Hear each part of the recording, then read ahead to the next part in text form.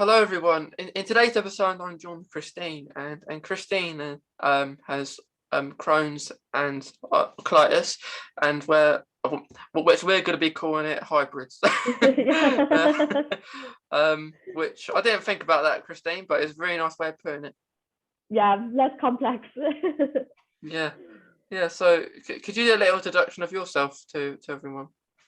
Yeah, so I'm Christine and I'm 25 and I was diagnosed with, first of all, I was diagnosed with indeterminate IBD, so they had no idea.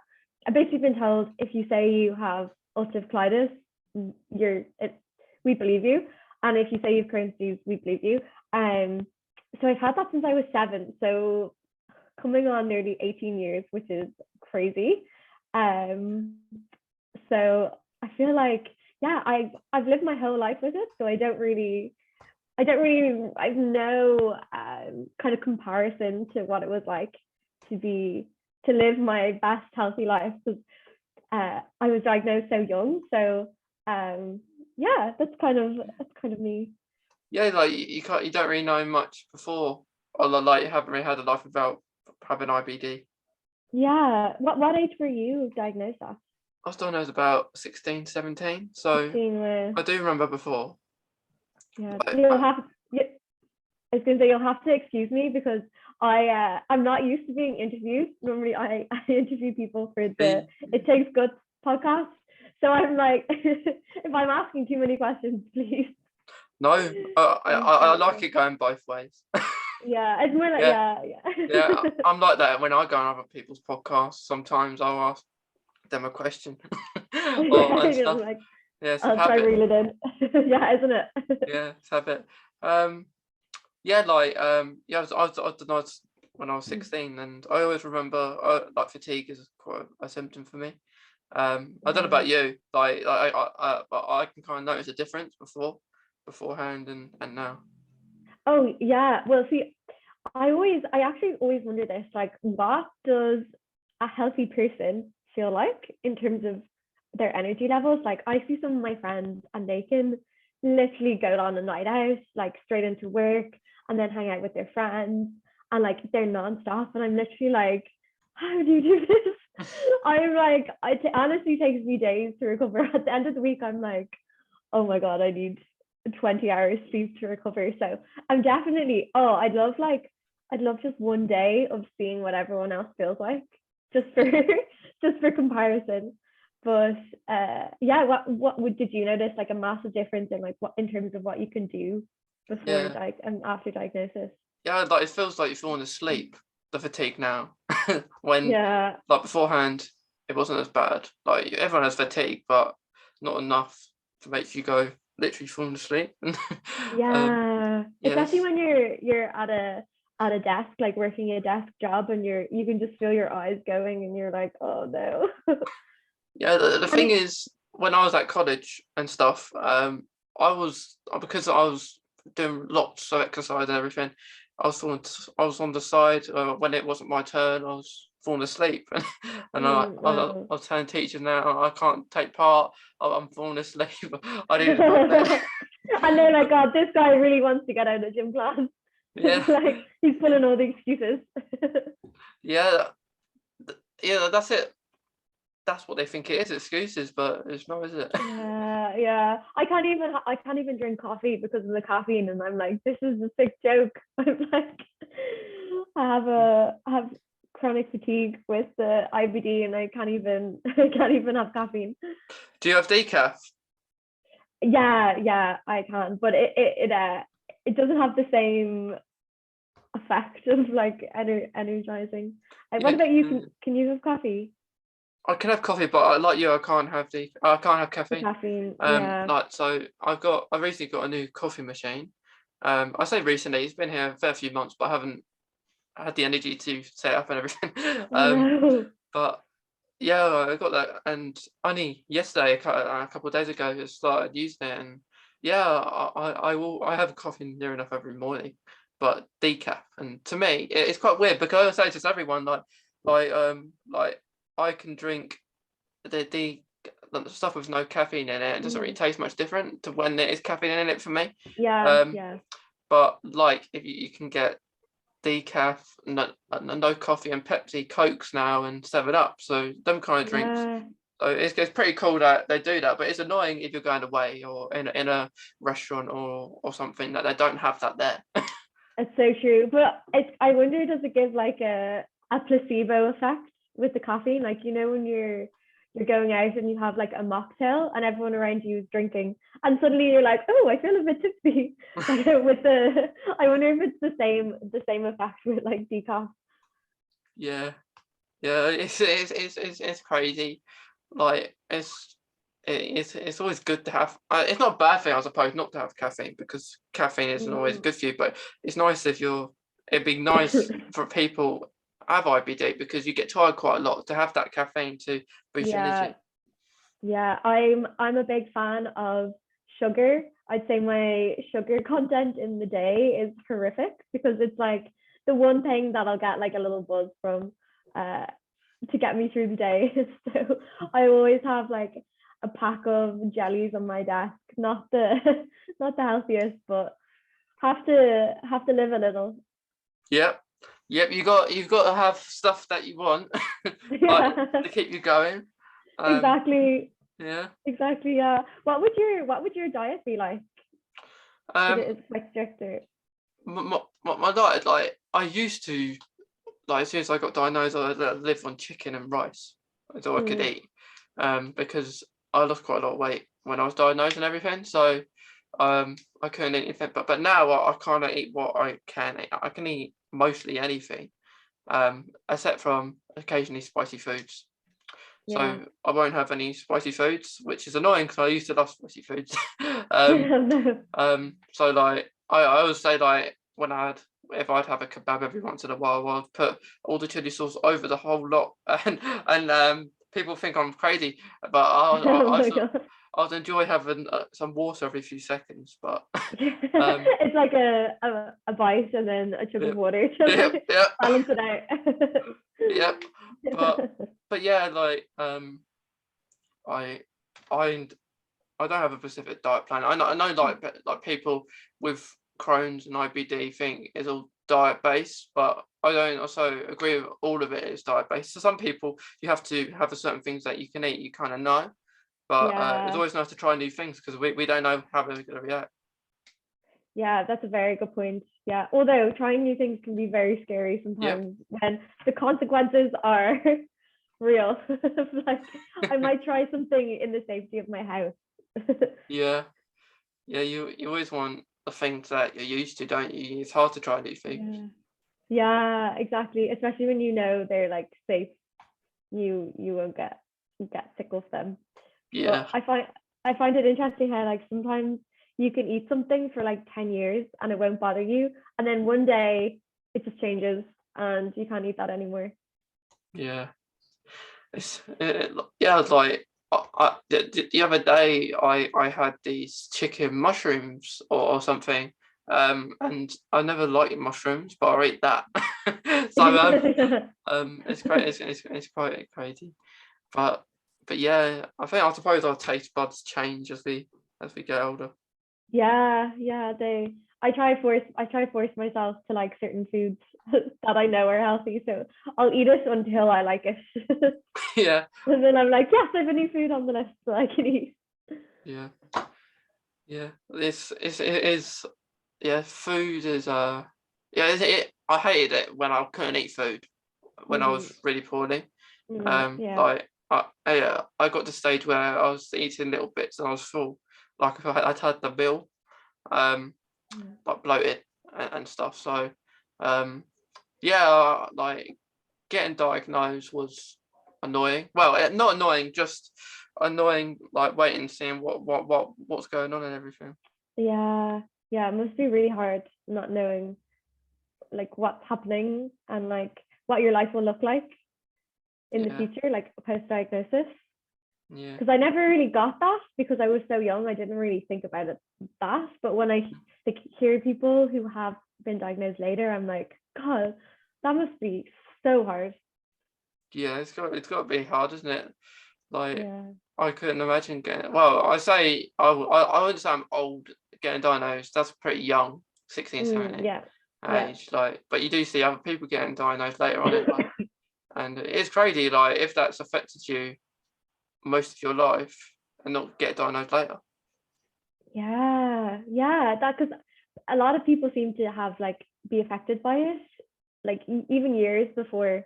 Like I think my mom was saying I had symptoms from when I was like 4, which is just crazy.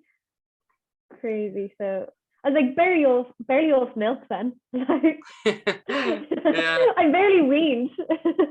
yeah. I was difficult when I was younger. I was always throwing up and not eating anything. So Wow.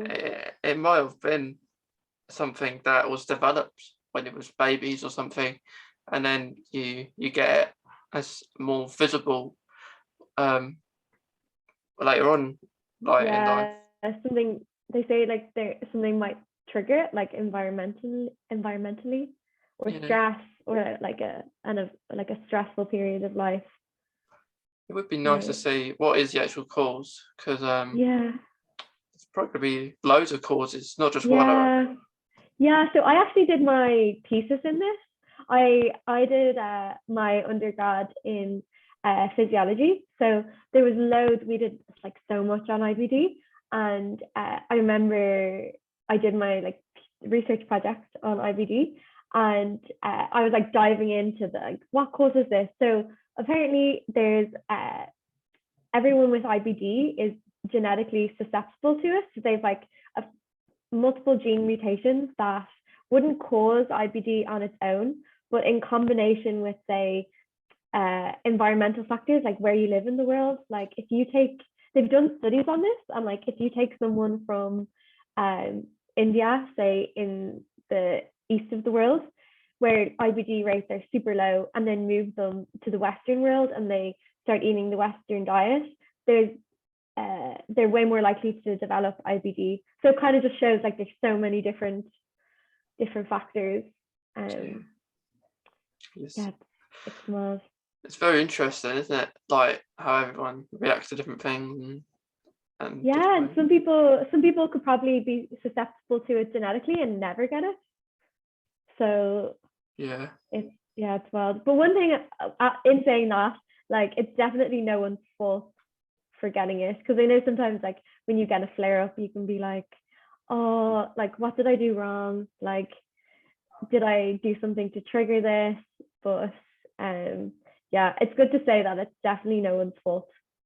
No. It just, these things just happen. Yep. Yeah. Well, it's no one's fault. Like you do feel like that, don't you? Like Yeah, you think really bad and negative when you have a flare up. yeah, exactly. And you think like, oh, like did I overdo it? Like I shouldn't have gone to this thing, or I should have eaten this and not this, or blah blah blah. You could literally drive yourself crazy going over everything. Yeah. Yeah. It's quite crazy, isn't it? I haven't had a flare up for a while. Like I've had flare, but that's more of my levels, not Mm, painful ones. So it's there are different kind of flares, not always painful ones as yeah. other ones. And you can have like flares where you're so sick, but they do tests and they're like, you're not that bad. You're like, ah. Yeah. Yeah. Do you find it's quite annoying when you have to repeat yourself to people? Yeah. And do you mean like the hospital? Yeah, yeah, like just Yeah. explain. Yeah. No, exactly. Yeah, definitely.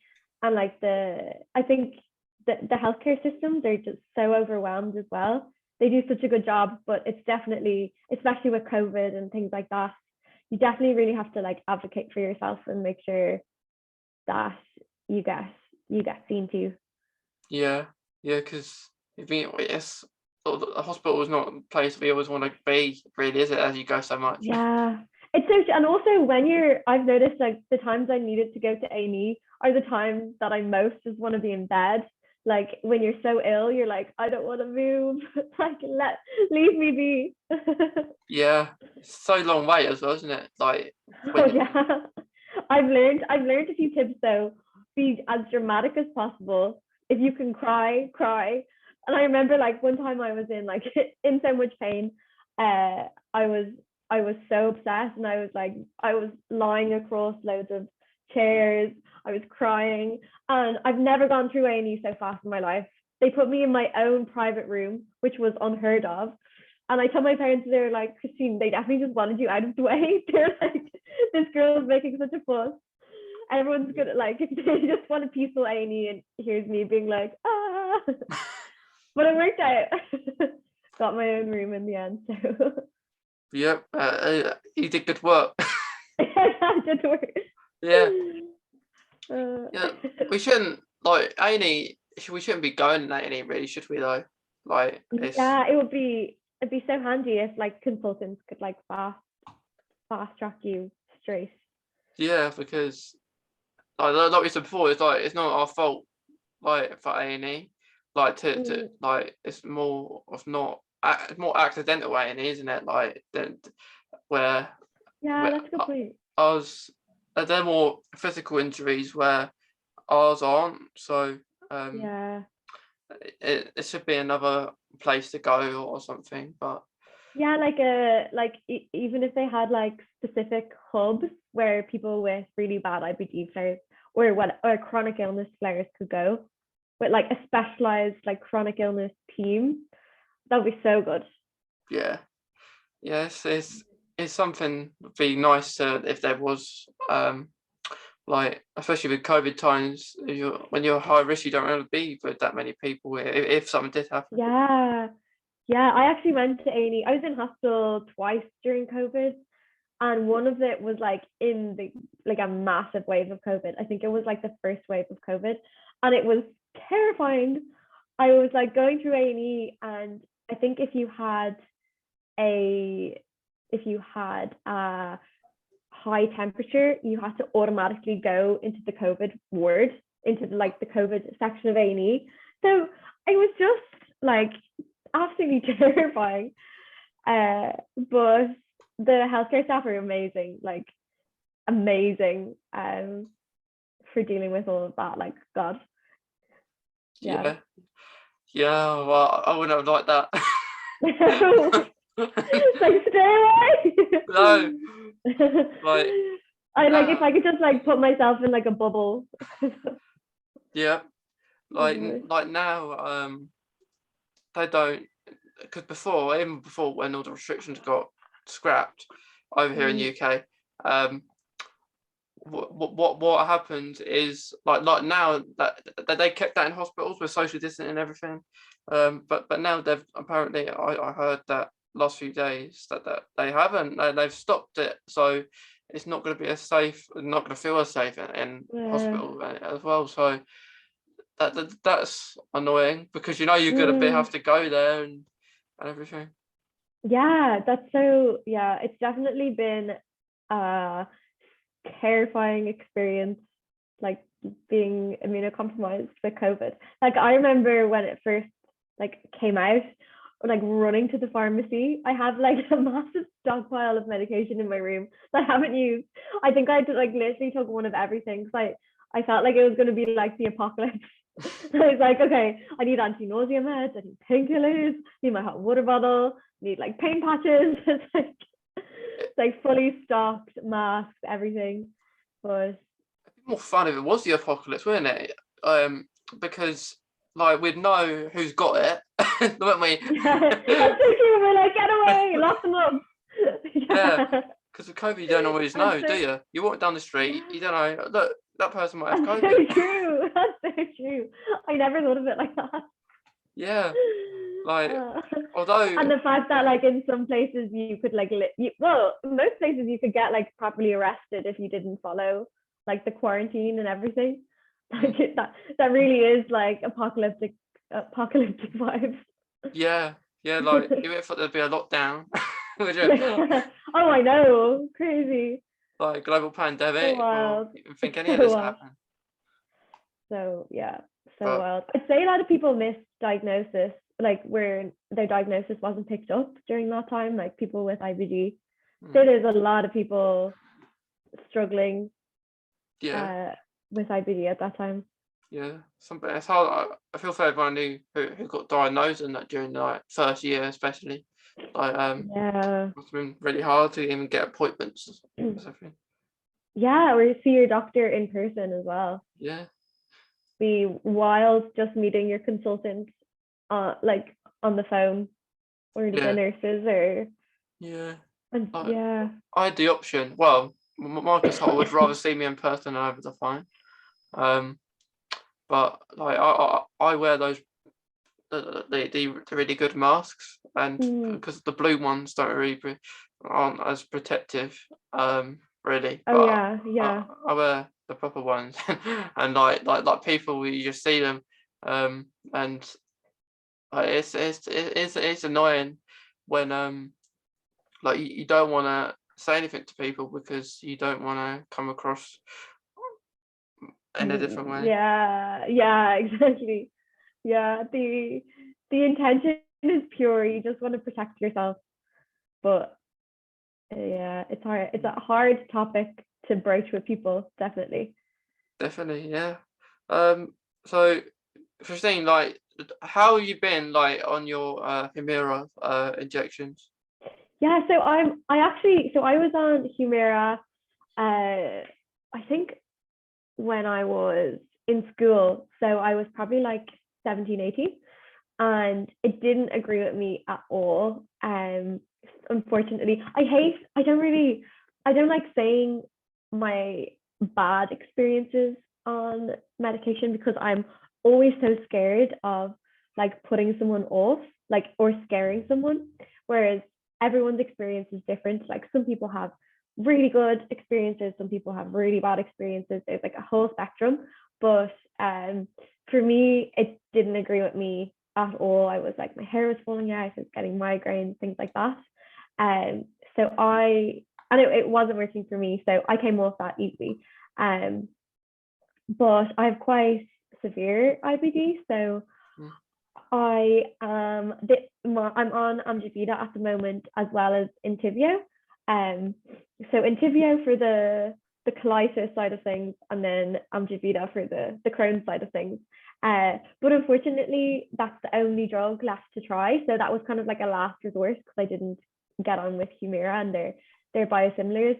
So far it's been okay. So I feel like we could be here a while, Mason, describing like the whole journey. I'm like, oh God, here we go. But I with the TNF alpha inhibitors like Amgevita and Infliximab, like Humira, I guess psoriasis with them. So I'm starting to get like a bit of like with Infliximab. I was like, my whole body was like head to toe in psoriasis, like so bad, so bad. And thankfully, it hasn't been that bad this time around, just like a few little patches. And then I'm quite like bummed up today. People can probably tell. And that's from the Amgevita as well. The lovely like respiratory side effects that are just, yeah, very sexy. The sexy sniffles. Yeah, yeah. Like I was actually on Infliximab before I was on like the Humira. Mm. And I was on that a year, and then I had bad reaction towards the end. Oh, what was your reaction? It was like on the ninth infusion, I was so close to getting to the 10th. Mm. I was thinking, yep, gotta get there. Like, and then I got calm. um, what happened was, like, when you go for the loading dose, I think it's like 10 Yeah, minutes. yeah. Well, during that 10 minutes, I felt like, first of all, I thought I felt really hot, and I didn't think anything Oh of it. no. I thought it was the room temperature or something. Yeah. And then I thought, nope, it felt like being in a sauna. Um, uh, Oh no. and then my arm, the candy in my arm felt like I was gonna pop as well. And then Oh my uh, God. it's not only that, I struggled to breathe as well. So, Okay, we're really scaring um, people off now no, between the two of yeah, us. Yeah, but that's my reaction. Like I've heard the person I know has been on it years, so it's really bizarre how everyone Yeah, react differently. differently. Like Well, that was so. Did they have to give you like an injection or anything? because each time I went, they did a little bit faster because I was doing well with it. Like time wise, so they just did it really slow, and I continued doing it. Like, well, that was the last time I had it, but even before that, the consultant said that I could go on the Humira first, but Yeah. I wanted to go on and fix my first time in hospital because that would have been my first injection, so I didn't want to do that at home. Yeah. During that time, and it's a good job I chose that choice because I'm Yeah. doing Could you imagine that happened like at home with yeah. like a needle? That would be. I wonder if that must surely happen to somebody. Yeah, Must be maybe terrifying. because it's not as bad reactions like with that side of things. But Mm. yeah, I was on it for the rest of the time, and I was annoyed because I wanted to go home. Oh no. But Yeah, and you're like, oh no, I've anaphylactic shock. Damn, it's so yeah, convenient. yeah, yeah. I was told to breathe in and out as well. It was pretty scary, but Oh um, wow. no, Did they give because you like a do you know the way sometimes they give like adrenaline or like an EpiPen or something? they gave me something. You're probably out of it. Yeah, You're like in yeah, another dimension. You're just like yeah, you're yeah. gone. What happened was they because they're so nice to nurses and everything that they asked every few seconds, am I doing all right? They also noticed something was wrong, and then yeah, I said I was all right first, and then I said nope, I can't breathe and stuff like that, and I feel really hot, and then did Yeah. that, and then they noticed what's going on. They was like the antibodies and everything. Wow. So yeah, then I got on Humira, and then I've been on that ever since, up to date Yeah. to now. And Like is it working well? yeah, yeah. I don't enjoy myself. I'm too scared to do that. Yeah. Yeah, I can't like because sometimes I react, but each time I have it, I overreact. I'll scream, or maybe once. So like if it pings, or another time I'll be calm. We Like deserve I wish it was like when you're a kid and you go to the doctors and you get like a sticker like I was brave or like a lollipop. yeah, I mean I do have an ice cream each time I have my injection Oh, though. I love Uh, that. yeah, Oh, yeah. I need to bribe myself to do this as well.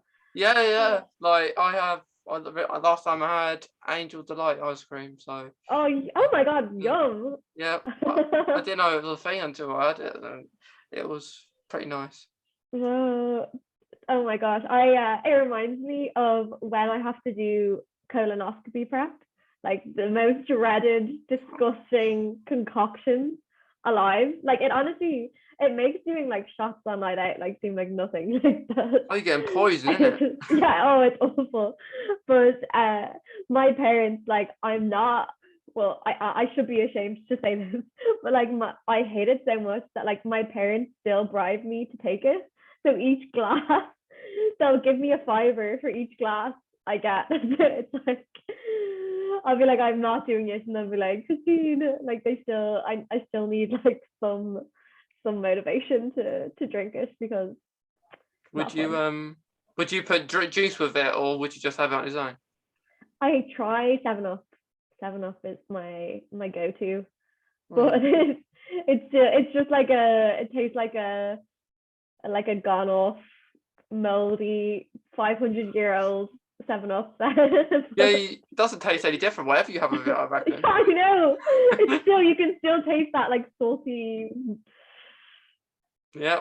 whatever. There's like not even a word to describe the Yeah, taste. like it's every 15 minutes, isn't it? Like Yeah. Oh, it's like full. It's like an army routine getting that takes 15 getting minutes that to do in. it for me. For Yeah, one like glass. to do the one. Yeah, yeah. Yep. And he says, next Oh, glass. Oh, up we yeah, go. yeah. And you actually feel so bloated and like Yeah. because you're drinking like I don't think I've ever drank that much liquid other than when doing that. No, it's crazy because Yeah. Oh, when miserable. I didn't drink it all really because I thought I shouldn't needed it because of my insides were empty anyway. Like you got to the point where you're like, okay, like my bowel's gonna like fall out now. Like, yeah, what are you doing to me? yeah, yeah, and I did that well. Yeah, it's good that's how I got my diagnosis for that colonoscopy. So it does good, but it's very Does annoying. the job, yeah. Yeah. If only there was like a tablet or something If only. that we could take. Yeah. Yeah, that will be I'll research it for everyone. Be like, that will be my next yeah. my next career goal will be to create a colonoscopy tablet. We need something else, don't we? Yeah, yeah. It's the 20 like it's 2022. Like we shouldn't be living like this. We shouldn't. We need something different that's easier. Yeah, yeah. And it takes a few seconds. Yeah. Oh god. Yeah, It will. yeah.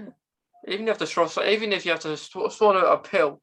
Well, I think they actually announced something like that. Like you have this camera, and then it just sees all your insides. But if it's Oh like, yeah, yeah. yeah, That'd be so interesting actually. Then I yeah, wonder, would you have to fish it out at the end? I think it goes out when you go to the toilet, I believe. And then yeah, do they have to go looking for it? Yeah, yeah. Do they get it back and then give it to the next patient? I Clearly think I not. think what they do is they see it on their screen, I believe, when it's in there, and then it will finish like Okay. that. I think, and then So it's yeah, a disposable camera. yeah, I think so. Yeah, Once off use.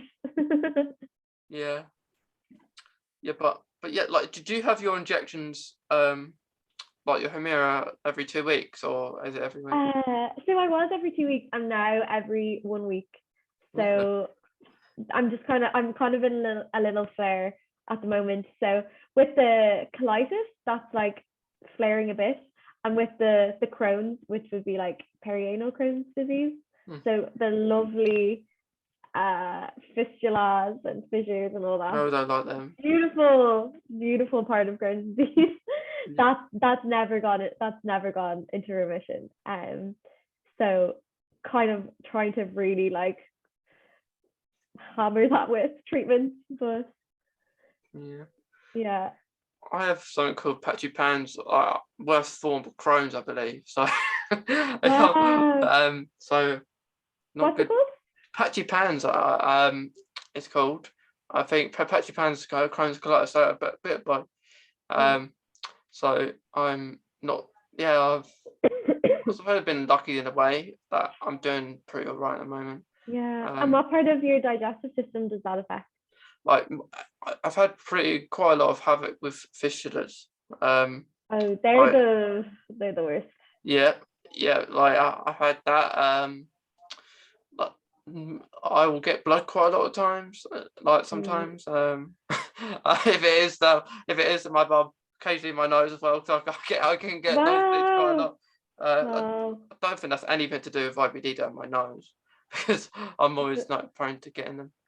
Yeah. Had one today actually. Wow. What? Yeah, this morning. Well, I wonder if that's like a medication doing that, maybe. Maybe. Like, Yeah. are you on any other medications?